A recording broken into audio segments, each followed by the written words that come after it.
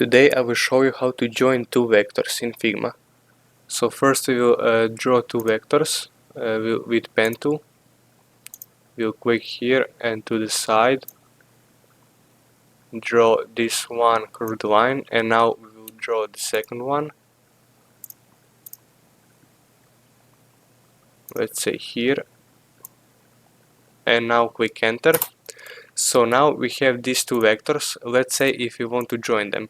First thing we need to do is we need to select them both, and we need to go here, click this arrow, and you need to click flatten selection to join into one vector.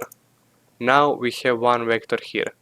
Now if you want to join them, there is multiple options. We can click, double click on a vector, and you can join from one side to the other side, like here.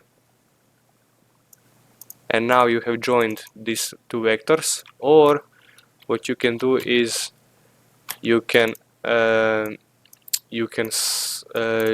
draw a vector between them with a pen tool, like this, and click enter. Now you have also a vector connected.